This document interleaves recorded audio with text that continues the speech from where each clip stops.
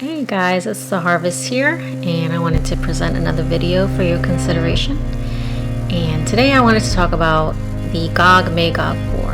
And for those who have never heard of this, there is a lot of information on the internet. You can go to different websites and on YouTube, and it'll explain it in more detail. I'm just doing a really quick video here. If you want to see what the Bible prophesies about the Gog-Magog war, you can go to the book of Ezekiel 38 and 39. And I believe that we are on the cusp of this prophecy coming to pass. So in Ezekiel 38 and 39, God says that he's going to put hooks in the jaws of Gog and bring him against Israel. And then God is going to retaliate against those countries that come against Israel. It's funny because when I started making this video and I felt the prompting to do this video, I was doing it based on some news reports, and then when I went to Daily Audio Bible, it's on Ezekiel 38 today. Wow, that's the way God, he shows us these signs, and it's just really amazing. So I will read Ezekiel 38, and it states, "This is another message that came to me from the Lord. Son of man, turn and face Gog of the land of Magog, the prince who rules over the nations of Meshach and Tubal, and prophesy against him. Give him this message from the sovereign Lord. Gog, I am your enemy. I will turn you around and put hooks in your jaws and lead you out with your whole army, your horses and charioteers in full armor, and a great horde armed with shields and swords. Persia, Ethiopia, and Libya will join you too with all your weapons. Gomer and all its armies will also join you, along with the armies of Beth Togarmah and from the distant north, and many others. Get ready, be prepared, keep all the enemies around you mobilized and take command of them. A long time from now, you will be called into action. In the distant future, you will swoop down on the land of Israel, which will be enjoying peace after recovering from war, and its people have returned from many lands to the mountains of Israel. You and all your allies, a vast and awesome army, will roll down on them like a storm and cover the land like a cloud." So the Lord is saying that he's going to make these countries go against Israel, and then he's going to come down and he's going to save Israel himself. So if we go down to 18, "But this is what the sovereign Lord says, when Gog invades the land of Israel, my fury will boil over. In my jealousy and blazing anger, I promise a mighty shaking in the land of Israel on that day. All the living things, the fish in the sea, the birds of the air, the animals of the field, the small animals that scurry around the ground, and all the people on earth will quake in terror at my presence.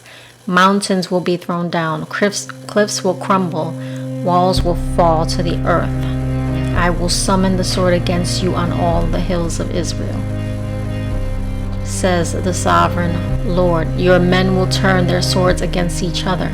I will punish you and your armies with disease and bloodshed. I will send torrential rain, hailstorms, fire, and burning sulfur.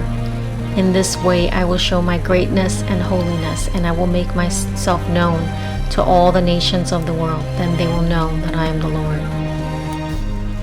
Now, according to this map, these will be the countries most likely to attack Israel.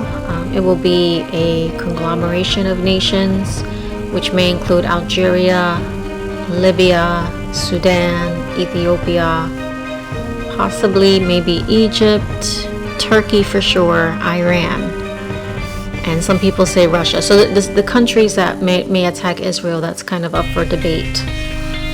But the ancient names are on this map also as well. Like you can see, Algeria and Libya were part of Put, and Sudan and Ethiopia were part of Cush.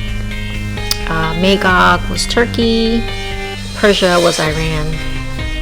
So this may be more or less some of the countries. It may be other different ones. But it's interesting to note which countries might be attacking and seeing what is going on right now. I mean, everything on the world stage is heating up right now. There are a lot of things happening, and I'm just going to review a few articles. You can go to the websites of these news articles and read them for yourself. But things are definitely heating up in the Middle East, and I believe that Gog-Magog war is going to break out in any minute now. This first article is from ABC News, and it says U.S.-Israel work together to track and kill Al-Qaeda number 2. The United States and Israel tracked and killed a senior Al-Qaeda operative in Iran earlier this year in a bold intelligence operation that came as the Trump administration was ramping up pressure on Tehran. So it looks like the U.S. and Israel are cooperating, and they're making bold moves right before this transition of power. And I don't think, I think Trump doesn't believe he's gonna leave office. I've been hearing reports of the Dominion machines being totally fraudulent and votes being changed via the Smartmatic software. So something big is coming down the pipeline. The next news article is the New York Times is reporting today. Israel strikes Syria and Iranian forces as Pompeo flies in. Israel launched retaliatory airstrikes in Syria hours before a meeting in Jerusalem with the Bahraini Foreign Minister and Secretary of State Mike Pompeo. Another prophecy that's coming to pass, it says that Damascus is going to be laid waste. That's another biblical prophecy, and we can see that it's happening right before our eyes. Damascus is one of the ancient cities that has stood since biblical times. It has never been fully demolished, but that is one of the biblical prophecies that we need to be watching.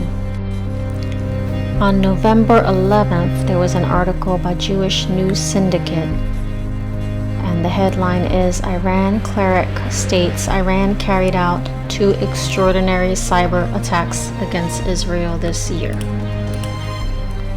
Iranian Islamic scholar Rahim Mahdavipour claims that a massive power outage in Israel on October 30th was the work of the Islamic Republic's cyber force. So this article is from 7 days ago. So there's been some back and forth, I believe, between Iran and Israel with the cyber attacks past couple months. I don't believe that Israel ever claimed that they attacked Iran, but there was some funny stuff going on with Iran's nuclear facilities, which they suspected were cyber attacks. I didn't follow the story closely, but if anybody else has some information on it, you can leave it in the comments. But now it seems like there's an open back and forth where Iran is claiming it openly that they're attacking Israel, and Israel is attacking them openly. And now that leads us to the next article, which involves the United States. This is an article from Al Jazeera, and it's headlined Iran vows crushing response after New York Times says Trump mulled attack. U.S. President had asked what options were available to take action against Iran's key nuclear site, says the New York Times. So recently, the United Nations found out that Iran is enriching uranium 12 times more than what they're supposed to, so they're not keeping their part of the bargain. And they can have a nuclear weapon within months. They can have enough uranium to power a nuclear weapon within months. And all they have to do is buy a weapon. I mean, it can take them years to build a weapon, but if, let's say, Russia was willing to sell them a weapon, I mean, they basically can have a nuclear weapon within a few months. Everything is coming down to the wire. Everything is just converging so almost perfectly. And so if you haven't given your life to Jesus, I just really ask you to consider all the evidence, study Bible prophecy, pray on it, because everything is just happening so quickly, and the Middle East is a powder keg right now, and that is really God's prophetic time clock. It's Israel. What happens with Israel?